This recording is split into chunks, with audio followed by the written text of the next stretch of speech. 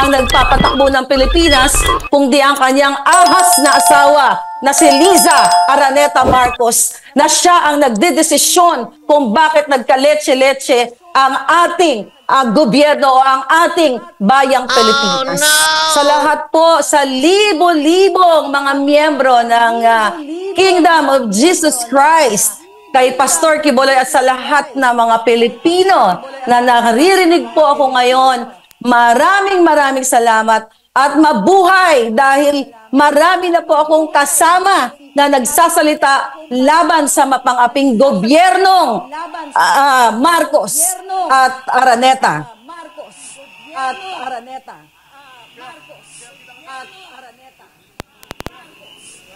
Sige, go ahead, Maharlika. Go ahead. Okay. Sige, so, tuloy-tuloy na po natin. Nandito po ako, mga kababayan, para magpasalamat sa inyo sa pagsama sa atin lahat dito na nagpapahayag ng katotohanan. Itong araw na ito at sa mga susunod na araw ay ang pinakamahalagang prinsipyo na dapat natin ibahagi sa lahat ng Pilipino, ang prinsipyo ng demokrasya. Dahil po binabawi o sinusupil ng gobyernong mapang-api ang demokrasya na sana ay maghubog sa future ng ating bayang Pilipinas. Ang magiging batayan ng pag-unlad at pagkapantay-pantay, kalayaan at hustisya sa ating bayan na binabawi po lahat sa atin ito. Sa panggigipit, hindi lang po kay Pastor Quiboloy, kundi isa po ako sa unang ginipit ng gobyernong ito na sinuportahan ko simula noong 2015 hanggang po sila ay manalo. So sumuporta po ako sa gobyernong Marcos Araneta dahil mga kababayan, sa hindi pa nakakaalam, hindi naman po talaga si Marcos Jr. ang nagpapatakbo ng Pilipinas, kundi ang kanyang ahas na asawa na si Liza Araneta Marcos, na siya ang nagdedesisyon kung bakit nagkaletse-letse ang ating gobyerno o ang ating bayang Pilipinas. Ating bayang Pilipinas. Gobyerno o ang ating bayang Pilipinas. Mga kababayan, bayang Pilipinas. Mga kababayan, bayang Pilipinas. Mga kababayan, bayang Pilipinas. Mga kababayan, Pilipinas. Mga kababayan, ay sumuporta sa kanila mula 26 sa kanila hanggang sa Vice President Junior ay nagsabi na siya ay dinaya nung panahong yon. Nandoon po ako sa kanila. Tinulungan ko po sila ng walang kapalit na anong halaga dahil naniniwala po ako noon na siya ay dinaya at ang kanyang intensyon ay para talaga sa pagbangon ng Pilipinas. Pero after po ng 2022 election, yung kanya pong laban tungkol dyan na siya daw ay nadaya, ay nakalimutan na kasi lingid pala sa kaalaman ng milyon-milyong Pilipino ay nakipagsabwatan ang Marcos at lalo na ang kanyang asawa na si Liza dyan sa Smart Magic. Natakel na po yan ni Atty. Glenn Chong. But anyway, ang gusto ko lang po sabihin sa lahat ng nakikinig ngayon sa buong mundo na huwag po tayong matakot. Alam ko, lahat po tayo ginigipit, lahat ng mga kritiko, lahat ng mga nagpapahayag ng opinyon dahil po tayo ay sukang-suka na sa gobyernong ito na pinangakuan tayong ibangon. Pero ang bumangon po sila lang. Napanood yun naman siguro ang pagbati ng First Lady Ahas sa General Manager ng PCSO na si Mel Robles. Binati po yan noong January 20, noong kanyang kaarawan. Ang sinabi po ng First Lady dyan na milyon-milyon viewers na po. Ngayon yan, ang sinabi ng First Lady sa General Manager niyang operator ng black propaganda na si Mel Robles, sama-sama tayong babangon muli para maging milyonaryo. So, doon po nakita ninyo na hindi natin sila kasama para sa pagbangon ng Pilipinas, kundi sila ay sama-sama para sa pagbangon o pagpayaman nila. At hindi lang po yan. sa mga nakakapanood po ng aking vlog everyday, ang gobyernong ito ay kasabwat ng mga masasamang elemento katulad na lamang po ng smuggling.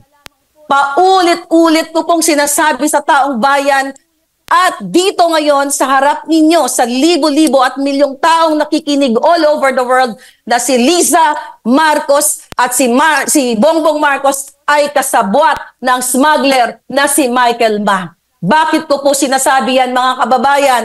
Dahil mismo ang taong yan ay pinangalanan sa Congress at pinatawag yan para dinggin dahil nasasangkot sa milyon o billion smuggling pero hindi po yan ginigisa sa Kongreso o sa Senado. Sa halip, mga kababayan, siya ay itinalaga pang special envoy to China, lingid sa kaalaman ng lahat ng Pilipino.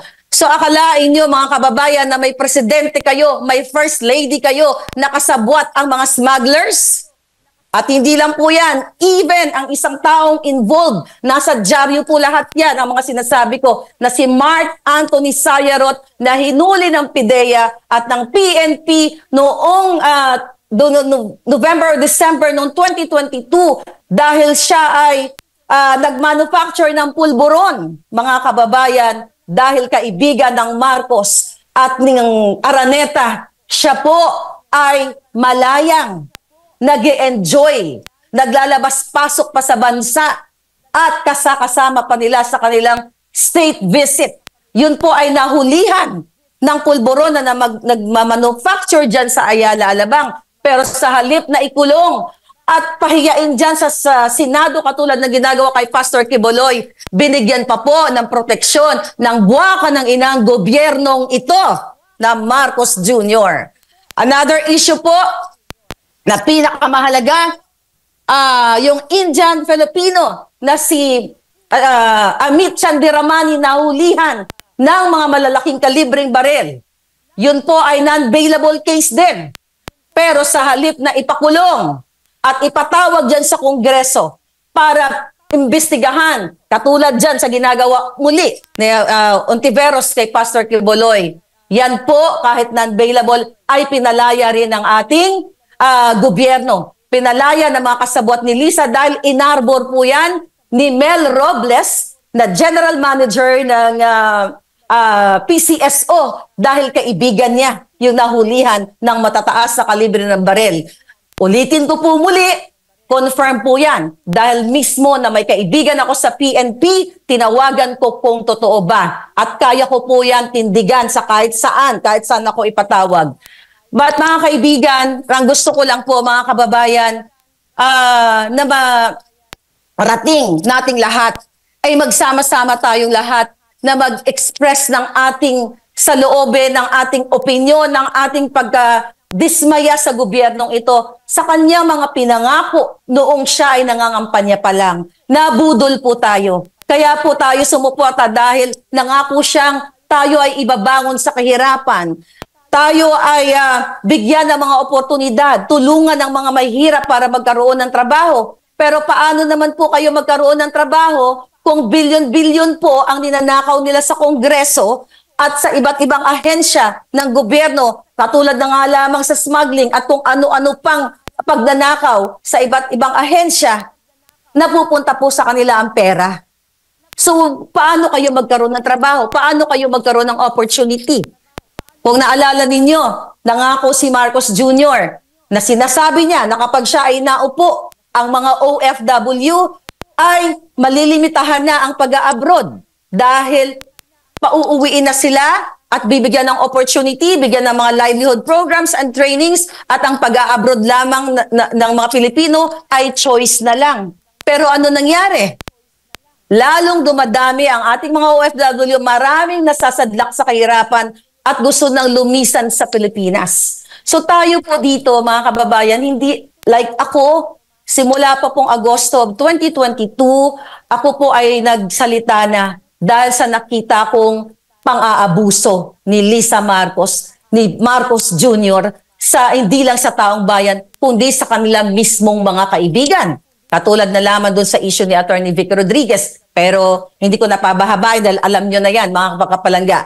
So dito ako nagsimulang magsalita, mga kababayan, yung hindi pagtupad sa pangako para sa taong bayan at yung smuggling, sibuyas, bigas, asukal, dun po ako lahat naggalit dahil hindi ito yung pinangako sa atin. Ako po ay umuwi ng Pilipinas 2 beses during the campaign. Pera ko po yun, ni piso walang ginasto sa akin ng mga Marcos. Inimbitahan po ako ni Lisa Marcos ng inauguration. Andiyan po ako. Nakita ko po nung May 9 during the counting, napapaligiran na sila ng mga oligarchs. Kaya nga nung nandoon po ako sa loob ng party na yun, nagla-live ako sa aking YouTube channel, nagsalita ako sa mismong live na sabi ko, ano ba ito? Ngayon pa lang, napapaligiran na tayo ng mga oligarchs. So, doon pa lang nakaramdam na ako ng hindi maganda na mangyayari sa gobyerno niya. Pero dahil po ako ay diehard at loyal supporter ng mga Marcos, ayoko pa po magsalita noon dahil nakakahiya naman sa mga dilawan. 'Di ba? Baka sabihin nila, o ayan, yan ang napala ninyo. So nag-hold po ako for since June, July, and yung August, medyo hindi pa rin ako nagsasalita, medyo blind item muna. Hanggang sa dumating na nga po itong January of 2023, talagang inilabas ko na ang nararamdaman ko at hindi lang nararamdaman ko, nakikita kong pang-aabuso sa kaban ng bayan at pang-aabuso sa ating lahat.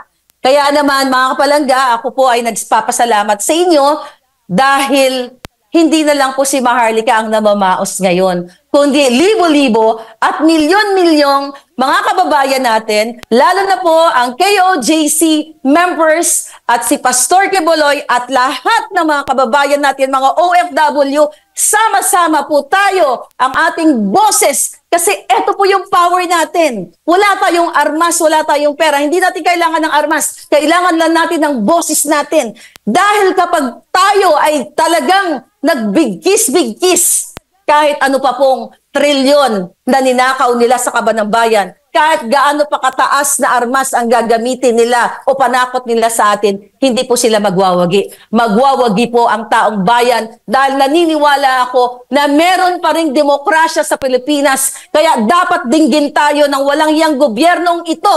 Pero hindi tayo dinidinig. Kaya nga tayo nagsama-sama ngayon. Tinatalikuran tayo, binabaliwala tayo. Sa halip, nagbabayad ng mga trolls, nagbabayad ng mga nagpapakalat ng mga black propaganda para sirain ako, sirain si Pastor, sirain tayo lahat ng mga kritiko. Kaya naniniwala po ako, malapit na ang ating panalo. Kaya huwag po kayong mapagod, katulad ko, hindi rin ako napapagod, huwag po tayong sumuko dahil nasa mga kamay po natin ang tagumpay. Maraming salamat po sa inyo lahat. Maraming salamat kay Maharlika. Palakpakan natin si Maharlika. Salamat kay Maharlika. Palakpakan natin.